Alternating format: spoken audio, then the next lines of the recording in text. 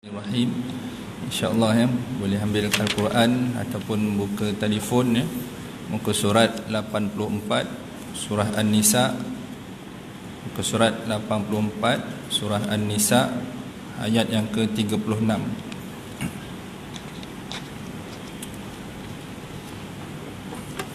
Allahumma salli ala Muhammad wa ala Allahumma salli ala Muhammad wa ala Allahumma salli ala Muhammad. Bismillahirrahmanirrahim. Assalamualaikum warahmatullahi wabarakatuh. A'udzubillahi minasyaitonirrajim. Bismillahirrahmanirrahim. Alhamdulillahi rabbil alamin. Wassalatu wassalamu ala asyrafil anbiya'i wal mursalin, sayyidina wa habibina wa syafi'ina Muhammadin sallallahu alaihi wa alihi wasallam wa ala alihi wa sahbihi ajma'in. Allahumma zidna ilma warzuqna fahma wahsyurna ma'as solihin. Ya Allah, ya Tuhan kami mohon Engkau tambahkan kami dengan ilmu pengetahuan, Engkau kurniakanlah kami kefahaman, Engkau himpunkanlah kami di padang mahsyar bersama orang-orang yang soleh.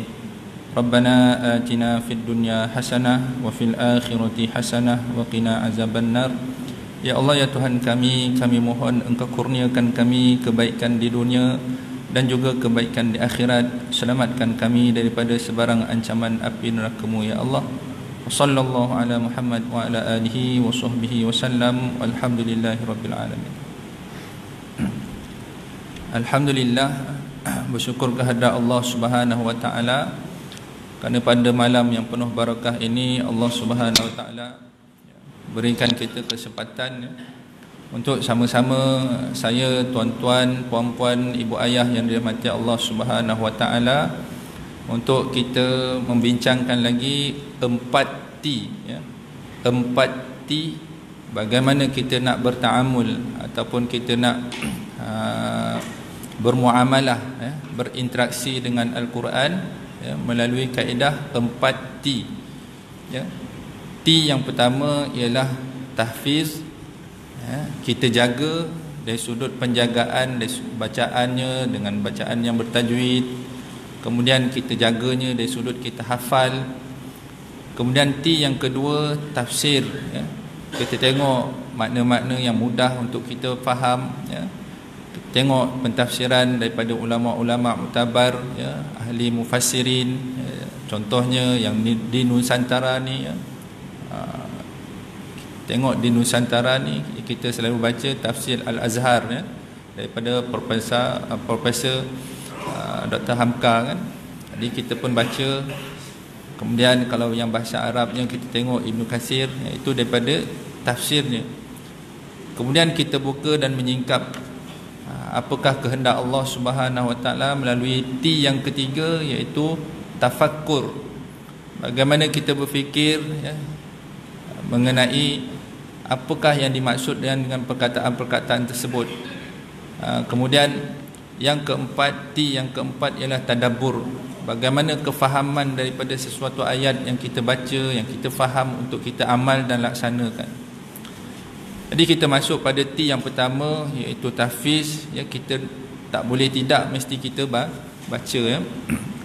Jadi tuan-tuan buka muka surat 84 ayat yang ke-36 surah An-Nisa. A'udzu billahi minasy syaithanir rajim.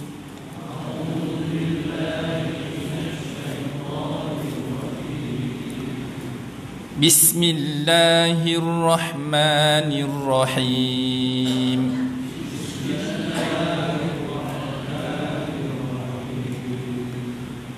وَاعْبُدُوا اللَّهَ وَلَا تُشْرِكُوا بِهِ شَيْئًا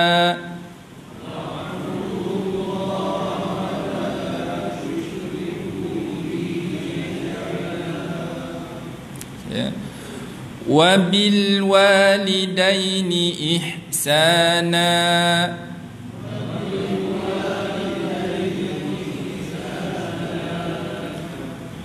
وبذي القربى واليتامى والمساكين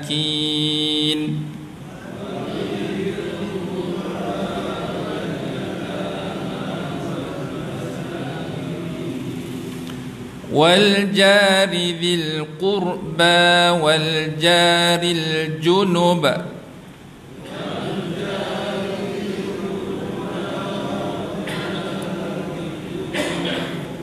والصاحب بالجنب وابن السبيل وما ملكت أيمانكم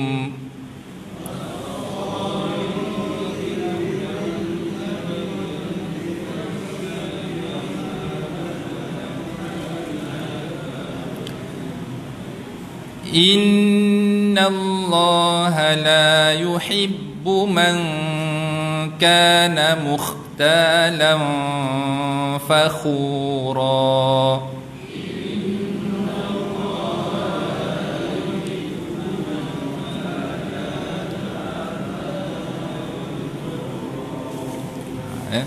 Okay, kita tengok beberapa cara baca makhraj dan juga hukum tajwidnya.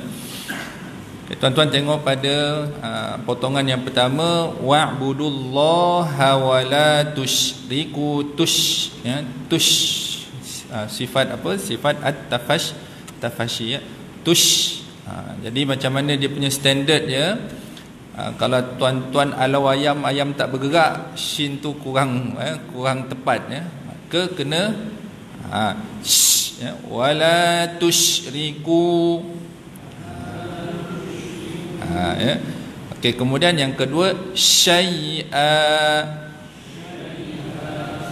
ya, insya-Allah huruf shin ni mungkin tak ada masalah ya. Jadi bagaimana cara kita nak latih, tidak boleh tidak mesti kita baca ya. Kemudian kita tengok cermin ya. Kemudian kalau tuan-tuan ada phone, tuan-tuan rakam apa yang tuan-tuan baca. Kemudian tuan-tuan, puan-puan, ibu ayah yang mati Allah SWT, dengar balik rakaman yang tuan-tuan rakam tu, dengar sendiri suara masing-masing. Baru kita tahu suara kita tu suara emas ke suara tembaga. Jadi macam saya di hadapan ataupun tim imam-imam ataupun Bilal, suaranya memang keluar. Jadi tuan-tuan boleh nilai. Kalau suara saya ni mungkin suara tembaga kan. Jadi tuan-tuan mungkin suara emas. Jadi nak tahu emas ke tak emas, tulen ke tak tulen, tuan-tuan rakam, tuan-tuan dengar. Jadi kita boleh tengok, boleh dengar macam mana cara kita menyebut sesuatu huruf. Jadi insya-Allah kat situ hanya pada huruf shin kita tumpu pada huruf shin ya. Kemudian yang seterusnya wabil walidaini ihsana.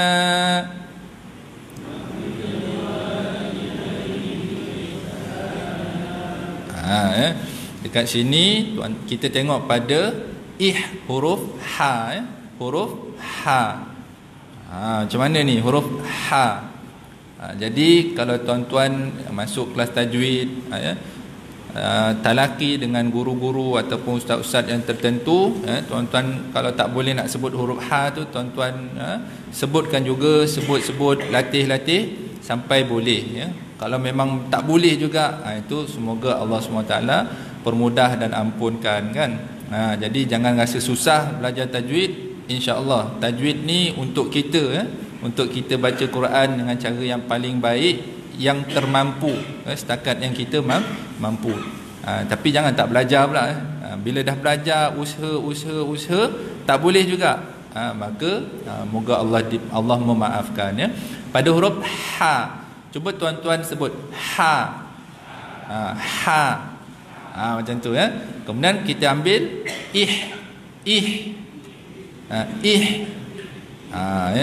yang saya dengar ni semua betul lah ya. Nanti insya-Allah satu peringkat nanti tuan-tuan pula baca, saya pula dengar bila masanya apabila tuan-tuan jadi imam pula. Nanti saya datang lambat jadi tuan-tuan jadi imam, nanti kita orang dengar pula ya. Okey. Jadi bacaan Al-Quran ni tidak boleh tidak, mesti belajar melalui teori dan juga praktikal dia. Mesti kena baca. Jangan malu, jangan segan ya. Insya-Allah ada kehendak Allah permudahkan ya. Okey, kemudian seterusnya wabidzil qurba. Okey, kita sampai wal masakin ya. wa bidzil qurba wal yatama wal masakin. Okay, baca.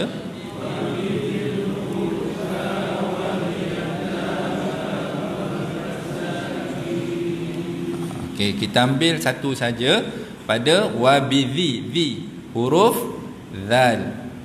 Huruf zal, macam mana tuan-tuan belajar sebelum ni, keluarkan sedikit lidah tu, ya, menempel ke gigi atas, menempel ke gigi atas. Kemudian kita tolak je lah, kita keluarkan angin dia, za. Dia tak ada bunyi ya, dia bunyi za, lembut sahaja. Kemudian kita bariskan dia dengan baris bawah, wabidhil qurba. Okay, cuba baca. Dia lembut je kan. Okay. Kemudian seterusnya, wal jari dzil qurba wal jaril junub. Okay, baca.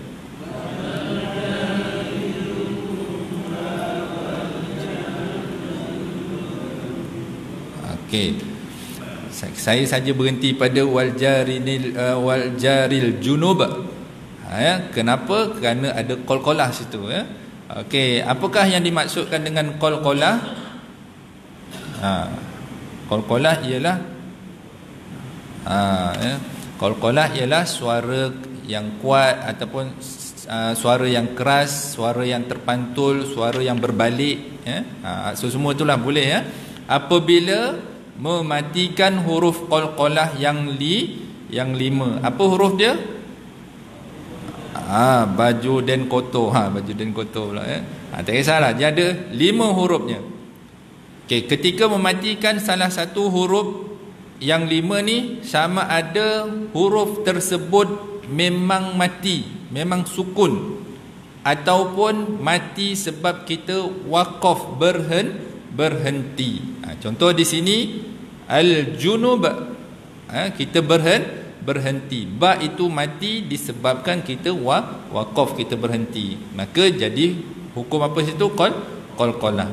Siapa yang dah belajar tu, qalqalah terbahagi kepada asasnya qalqalah terbahagi kepada dua, qalqalah sughra dan juga qalqalah kubra. Tapi kalau qalqalah kubra tu sekiranya ada, kalau kita waqaf pada huruf qalqalah yang ada tasydid, jadi qalqalah lebih besar sikit kan, qalqalah akbar. Itu tuan-tuan belajar dengan guru-guru tuan-tuan lah, ya. Jadi kalau malam ni nak dibincangkan memang tak sempat, ya. Ada 40 minit, ya, 30 ke 40 minit tak sempat, ya. Okey, kemudian seterusnya, was-sahibi bil jambi wa banis sabili wa ma malakat aymanukum.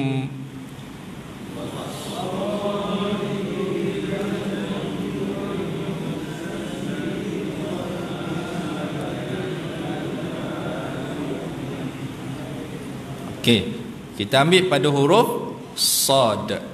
Huruf sad. Huruf sad macam mana sebutan dia? Jangan dimuncungkan bibir. Kalau kita muncung, itu sudah menyalahi makhrajnya, ya. Kerana huruf sad, bibir, huruf-huruf semuanya tidak boleh dimuncungkan, melainkan huruf tersebut berbaris dhammah, baris depan baru boleh muncung, macam tu, ya. Kemudian huruf lain hanya waw sahaja yang kita muncung, wa baru muncung. Adapun huruf lain tidak boleh kita muncungkan bibir. Jadi macam mana sebutnya?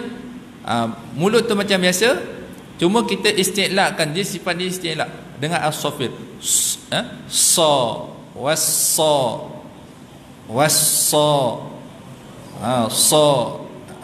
Jadi kalau tuan-tuan nak pastikan betul tak betul, tuan-tuan kena tengok cermin. Tuan-tuan tengok cermin, tuan-tuan sebut je huruf sad ni, ya.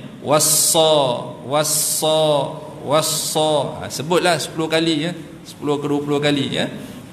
Jadi sampailah apabila tuan-tuan baca, ya, pada surah Al-Fatihah contohnya, ihdinas sira, dia tak ada ihdinas sira, tak boleh, ya. ihdinas siratal mustaqim. Sira dia tak muncung. Okey. Kemudian rangkap yang terakhir, innallaha la yuhibbu man kana mukhtalan fakhura.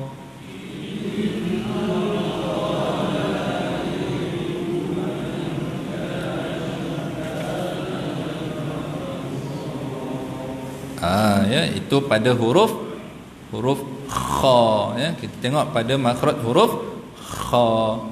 Ya. Huruf kha pun macam short juga, ya. Jangan dimuncungkan bibir. Kha pun tak boleh, ya. Dia ada huruf sifat isti'la sama dengan short, ya. Maka kita jangan muncungkan bibir tu. Maksudnya kita bunyikan mukh, ya, mukh. Kemudian fakhu, okey, fakhu kita muncungkan kerana kha tersebut baris dhammah. Bila baris dhammah sahaja yang kena muncung. Kalau tuan-tuan jangan pula ustaz kata tak boleh muncung. Kalau tak muncung tak boleh nak sebut fakh, tak boleh. Mesti kena muncung sekiranya dia berbaris depan. Okey, itu tahfiz T yang pertama. Kita jaga dari sudut membacanya dengan bacaan yang tertil, yang bertajwid. Masuk, ya, tahfiz yang kedua, menghafal. Jadi saya pun tak tahu tuan-tuan masih ingat tak 6 step untuk menghafal dia.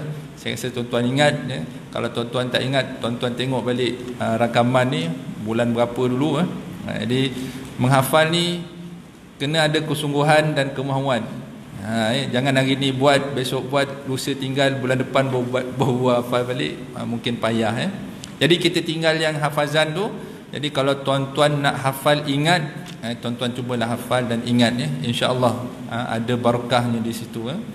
Okey, kita terus masuk kepada T yang kedua. Tuan-tuan kena tengok betul-betul. T yang kedua pada tafsir, ya. Tafsir. Jadi kita bukan nak tafsir ni, jangan salah sangka pula, ya. Kita nak tengok beberapa perkataan yang mudah yang kita boleh faham. Tafsir tak perlu tafsir sebab kita dah ada ulama-ulama ataupun kitab-kitab tafsir yang dah diterjemah pun dalam bahasa Melayu yang kita baca dan kita boleh tanya dengan guru-guru yang mahir dalam bidang tafsir, ya. Okey, kalau tuan-tuan tanya saya mudah jawab. Sila tanya ustaz lain, ya. Saya mudah dijawab, ya, sebab bidang saya bukan bidang tafsir. Tapi insya-Allah untuk bagi motivasi pada diri saya sendiri dan juga di tuan-tuan dan puan-puan, insya-Allah kita boleh sama-sama, ya. Okey, tengok rangkap yang pertama, wa'budullah. Jadi perkataan ni sudah selalu kita jumpa. Apakah yang dimaksudkan dengan wa'budullah? Sembahlah Allah. Jadi kalau kita baca dan kita dah tahu makna dia, wa'budullah, kamu sembahlah Allah. Macam tu, ya. Wala tusyriku bihi syai'a. Okey, apa maknanya pula? Dan janganlah kamu mensyirikkan, menyekutukan, mengkongsikan Allah dengan sesuatu. Maksud kongsi ni menyamakan dengan benda yang lain. Itu kita tahu terjemahan saja. Nanti kita tengok apa pula dari sudut pentafsirannya, ya. Okey. Kemudian seterusnya, wabil walidaini ihsana. Wabil walidain. Apa maksud walidain?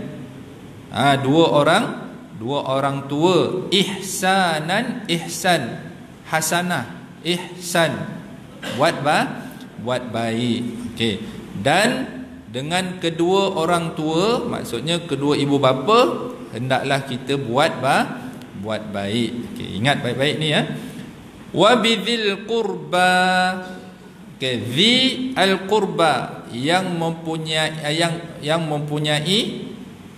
qurba ni maksudnya kerabat yang berdekatan, yang mempunyai ikatan silaturahmi. Contohnya, ya, adik beradik, ya, sepupu, pak saudara dan sebagainya. Itu dinamakan dzil qurba, yang ada pertalian darah, yang rapat.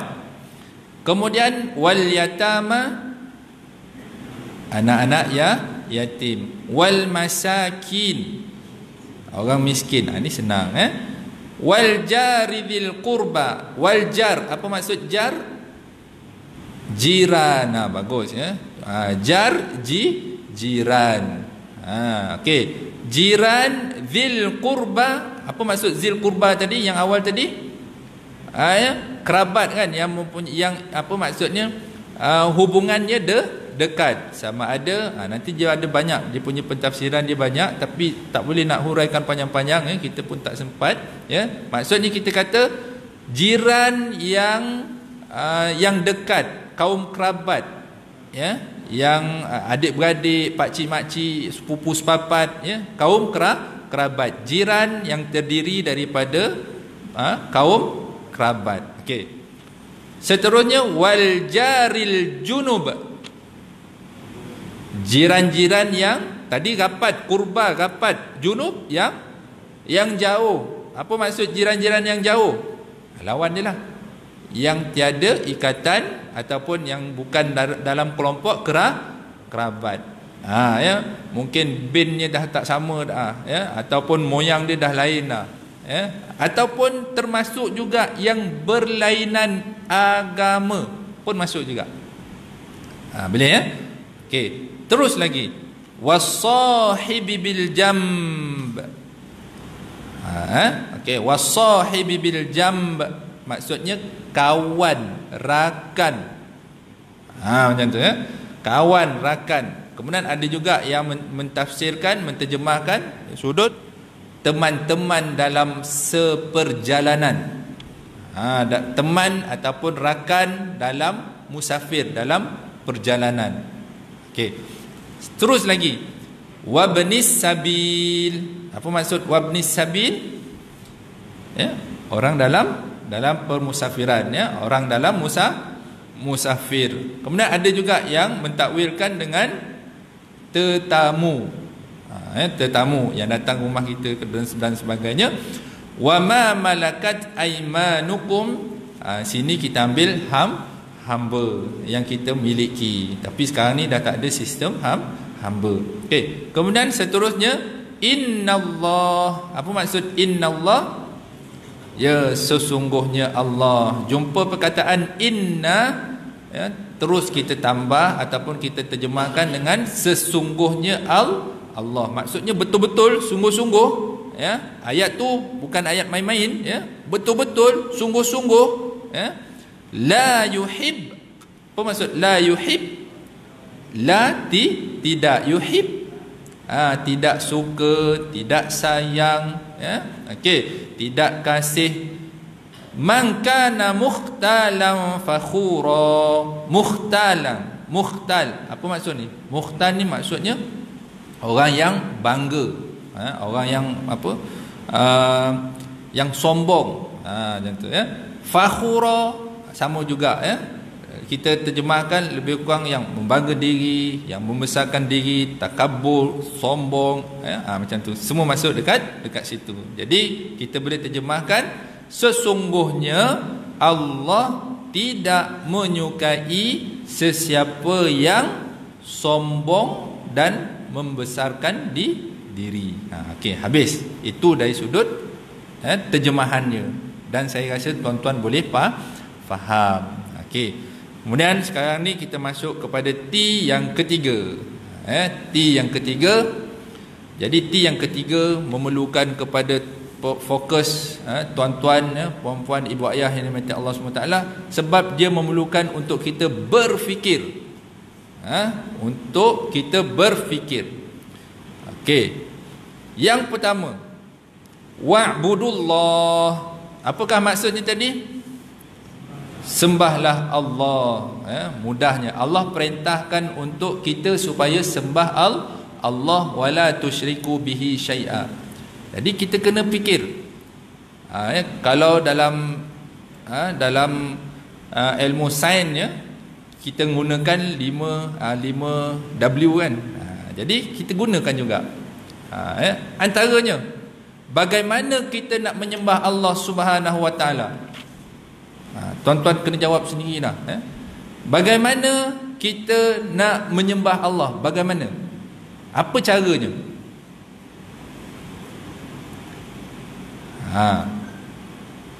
Jadi itulah sebabnya surau kita alhamdulillah ada pengajian mengenai ilmu tauhid.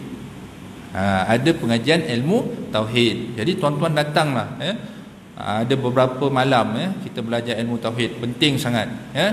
Okey. Jadi yang pertama sekali, bagaimana kita nak menyembah Allah Subhanahu Wa Taala? Tidak boleh tidak, mesti kita belajar. Mesti kita belajar. Tak boleh kita sembah Allah dengan ilmu tu datang sendiri, tak boleh. Kita tak boleh kita nak sembah Allah dengan kita baca je, tak boleh. Kenapa tuan-tuan yang dirahmati Allah Subhanahu Wa Taala? Nak sembah Allah tidak lain tidak bukan mesti ada ilmu. Kita tanya pula lagi, fikir dalam otak kita ni, gunakan fikiran kita yang hebat ni, apakah yang dimaksudkan dengan ilmu? Tuan-tuan kena tanya juga lagi, apakah yang tuan-tuan faham dengan ilmu? Jadi banyak jawapan dalam dalam pemikiran tuan-tuan, dalam hati tuan-tuan puan-puan, jawapan tu semuanya betul. Cuma saya belum tahap mendengar jawapan di dalam hati. Memang tak tahu. Jadi ilmu yang kita boleh faham dan kita boleh nilai adakah sampai pada ilmu yang dimaksudkan dalam Islam. Ilmu ialah pengetahuan. Pengetahuan. Cukupkah sekadar pengetahuan? Tak cukup lagi. Kena tambah pula pengetahuan yang difahami. Pengetahuan. Cukupkah dengan pengetahuan? Tak cukup. Yang difahami. Apakah yang dimaksudkan dengan faham? Fahamlah. Nanti kita cari contoh dia. Kemudian pengetahuan yang difahami, lantaran itu justru itu diamalkan, dibuat tindakan, dilakukan. Berapa tadi? Dah 3. Ilmu ialah pengetahuan yang difahami, justru dilaksanakan, diamalkan. Cukup tak? Belum cukup. Yang mendatangkan manfaat, faedah. Ada berapa ni? Ada 4 kan? Okey, kita ulang balik biar ingat, walaupun sikit tapi biar ingat. Ilmu itu ialah pengetahuan yang difahami, kemudian yang diamalkan, mendatangkan manfaat, kebaikan, faedah. Cukup situ. Kalau kita belajar yang tasawuf pula, akhir sekali ikhlas. Ikhlas. Tapi yang ikhlas ni dia makamnya tinggi. Kita ambil yang 4 yang asas untuk orang awam ni dulu. Okey, faham ya? Jadi tuan-tuan yang dirahmati Allah Subhanahu Wa Taala, jadi sejauh mana maklumat yang ada dalam pemikiran kita, dalam hati kita, yang boleh kita terjemahkan, yang boleh kita nilaikan, ia adalah ilmu. Jadi kita ambil contoh tuan-tuan yang dirahmati Allah Subhanahu Wa Taala. Okey, contohnya mudah, macam kita tahu sesuatu pengetahuan. Ucapkan salam. Ucapkan salam. Okey, itu pengetahuan. Tahu tak apa kefahaman dia? Okey, bagaimana kaifiat dia, bagaimana cara nak bagi salam? Assalamualaikum. Bagaimana adab dia? Orang yang naik kenderaan bagi kepada orang yang berjalan, orang yang berjalan kepada orang yang duduk dan sebagainya lah. Itu maksudnya kefahaman. Kemudian kita buat tindakan tak? Kita beramal. Sekarang ni kita bagi salam tak? Alhamdulillah. Kalau kita jawab, kita kata kita bagi, itu sudah menghampiri kepada ilmu. Tapi kadang-kadang kita sekadar nombor satu je, tahu tapi tak faham. Tahu faham tapi tak buat. Tahu faham buat. Tapi kadang-kadang menyalahi, tidak mendatangkan manfaat. Contoh, tak boleh bagi contoh. Kita pendek-pendek lah. Okey, kemudian itu mengenai ilmu. Okey, jadi sekarang tuan-tuan, ibu ayah yang dimati Allah Subhanahu Wa Taala, bila kita dapat kita faham mengenai apakah itu ilmu, sehingga dia datang, kita amalkan sehingga memberi manfaat kebaikan untuk kita sembah Allah Subhanahu Wa Taala, dan kita tidak menyekutukan, mensyirikkan Allah dengan sesuatu. Okey. Jadi kalau kita nak tengok pada ilmu tauhid ni, ada dibahaskan oleh ustaz-ustaz yang lain. Saya cuba nak bawa tuan-tuan, ibu ayah yang dirahmati Allah SWT, kenapa perlu kita berfikir mengenai ayat Quran. Wala tusyriku bihi syai'a. Syirik ni maksudnya kita jangan ada sesuatu pun sama dengan Allah Subhanahu Wa Taala dari sudut keutamaan. Contohnya tuan-tuan, apa maksud kalau ada kesamaan saja ataupun ada tolak ansurnya, maka sebenarnya keimanan kita kepada Allah Subhanahu Wa Taala belum sampai kepada apa yang dituntut. Contohnya tuan-tuan yang dirahmati Allah Subhanahu Wa Taala, bila kita dengar azan, Allahu Akbar, Allahu Akbar. Jadi tuan-tuan, apa yang kita buat? Kita jawab Allahu Akbar, Allahu Akbar. Tetapi adakah ketika kita menjawab azan tersebut, rasa Allah tu maha besar, besar Allah Subhanahu Wa Taala, melebihi segala-gala yang ada di muka bumi ni? Adakah perasaan tu lahir dalam hati? Jadi kalau belum ada, maka kita boleh katakan keimanan kita kepada Allah Subhanahu Wa Taala belum sampai kepada tahap yang dituntut dalam Islam. Kalau kita jawab alhamdulillah, itu kiranya okeylah. Tetapi ada pula daripada kalangan, mungkin bukan kita lah, na'udzubillah, ataupun ada daripada kalangan kita juga, maka kalau boleh kita tinggalkanlah. Jangan buat berbual-bual ketika azan dikumandangkan. Tolonglah. Kalau tuan-tuan yang hadir kuliah subuh pagi tadi, tuan-tuan dengar kan? Jadi kalau boleh apabila azan tu dikumandangkan, tuan-tuan kita sama-sama jawab. Bukti, cuba tuan-tuan ikut saya sama-sama, kita azan. Tuan-tuan azan, sambil tuan-tuan azan, tuan-tuan rasa Allah Maha Besar, Allah Maha Besar dalam hati tuan-tuan. Kadang-kadang kalau kita buat betul-betul, tuan-tuan akan menangis. Tuan-tuan akan menangis, ya Allah, selama ini aku di mana ya Allah? Kita sesama, 1, 2, 3. Allahu Akbar, Allahu Akbar. Kali kedua, Allahu Akbar, Allahu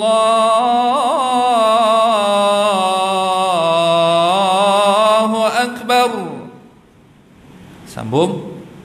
Asyhadu an la ilaha illallah.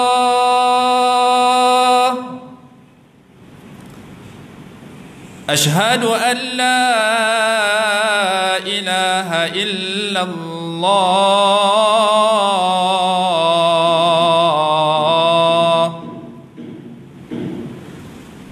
Asyhadu anna Muhammadar Rasulullah.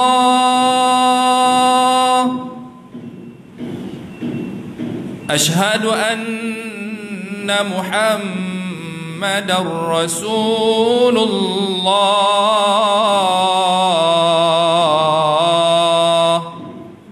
Jadi kita ambil 3 rangkap je.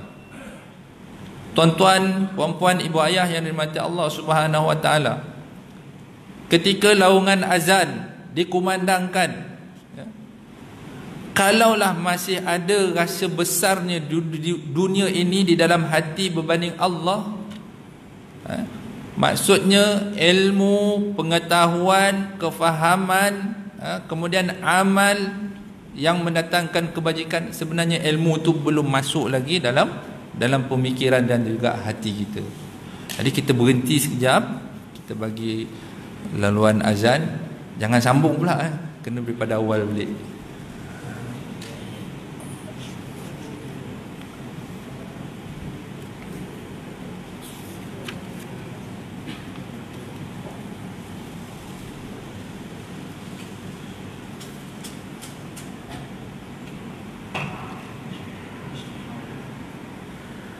Allahu Akbar, Allahu Akbar,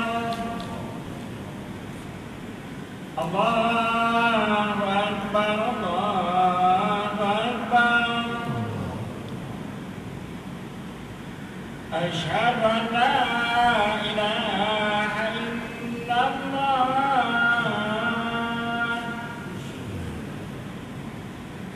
asyhadu an la ilaha illallah.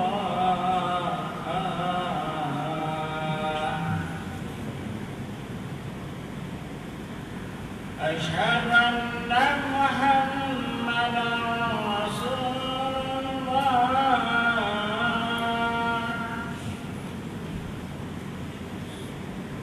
أشهد أن محمدا رسول الله.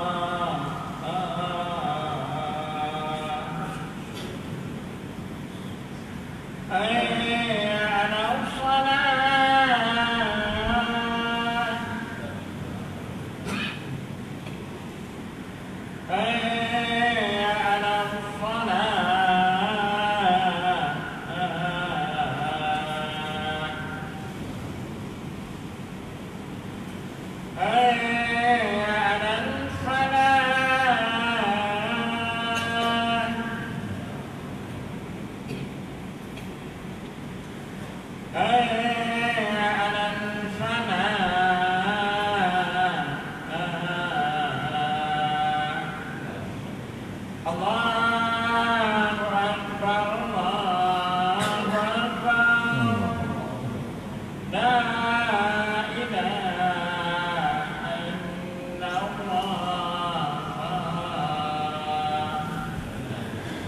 Allahumma salli ala Muhammad Allahumma salli ala Muhammad wa ala ali Muhammad. Allahumma rabba hazihi da'wati tammah was-salati al-qa'imah ati Muhammadan al-wasilata wa ba'athu maqaman mahmudan alladhi wa'ada. Allahumma salli ala Muhammad. Kita sambung sikit, ya, dalam 5 minit atau 10 minit, ya. Okay, kita habis pada bagaimana kita menilai, ya, mengenai wa'budullah wa la tusyriku bihi syai'a. Tidak boleh tidak, mesti belajar, ya. Kemudian bagaimana kita nak nilai kita tidak mensukutukan Allah dengan sesuatu. Apabila Allah Subhanahu wa taala dibesarkan melebihi makhluk-makhluk yang lain, barulah kita sampai, ya, martabat apa yang dituntut dalam agama. Kemudian wabil walidaini ihsana, ya, kepada kedua ibu bapa kena buat baik. Jadi kita kena tanya, tuan-tuan, ya, kita kena tanya, ya, apakah hukum berbuat baik kepada kedua ibu bapa? Ya, hukumnya adalah wajib. Jadi semua orang tahu hukumnya wajib. Okey. Jadi kita tanya pula, ya, adakah kita telah berbuat baik kepada ibu bapa? Alhamdulillah, kita kata sudah, ya. Okey. Jadi mungkin anak-anak ataupun cucu-cucu tanya pula, ya, atuk, tok wan, aki apa semua kan, macam mana nak buat baik kepada ibu bapa. Ya. Okey. Jadi tuan-tuan boleh jawab, ibu ayah boleh jawab, atuk-atuk, wan-wan semua boleh jawab. Tetapi kalau ibu bapa tersebut telah meninggal, apa pula yang perlu kita buat? Ya, kita doa. Itu paling ringkas, paling mudah. Kita doa. Jadi tuan-tuan, ibu ayah yang dirahmati Allah Subhanahu Wa Taala, setiap hari kita baca doa tu, adakah doa yang kita mohon, yang kita panjatkan kepada Allah Subhanahu Wa Taala khususnya untuk ibu dan ayah, adakah dia keluar daripada dalam hujung, orang kata dalam pelusuk hati ni, naik ke atas, keluar ikut mulut kita, wahai Allah, ampunkan mak dan abah ya Allah, ampunkan mak dan ayah ya Allah, ya Allah ya Tuhanku, Engkau lapangkanlah kubur ayah ya Allah, Engkau lapangkan kubur ibu ya Allah. Setiap hari kita doa. Adakah doa yang kita ucapkan, doa yang kita mohon daripada Allah Subhanahu Wa Taala untuk ibu bapa kita sendiri keluar tak daripada hujung dalam ya, hati kita, keluar ikut lidah, keluar dari mulut, wahai Allah. Jadi tuan-tuan, puan-puan, ibu ayah yang dirahmati Allah Subhanahu Wa Taala, kalau kita buat apa yang dianjurkan oleh Rasulullah sallallahu alaihi wasallam, nescaya anak-anak kita, ya, generasi kita, cucu-cucu pula nanti akan mendoakan. Kalau kita tak buat untuk ibu dan ayah kita, masakan mungkin untuk anak kita pula mendoakan kita. Kenapa? Kerana apabila kita tidak, ataupun apabila kita derhaka, tidak buat baik kepada ibu ayah, antara balasan yang Allah Subhanahu Wa Taala timpakan kepada kita, Allah percepatkan balasan ketika di dunia lagi. Di akhirat lagi teruk, tetapi antara balasannya, apabila seseorang derhaka ataupun menyentuh, melukakan hati ibu bapa, di dunia lagi Allah Subhanahu Wa Taala akan bagi balasan dia. Ya, antara balasannya ialah anak dia pula akan buat sebagaimana dia buat kepada ayah dia. Ya. Kemudian yang keduanya, kehidupannya tidak akan tenteram. Ya.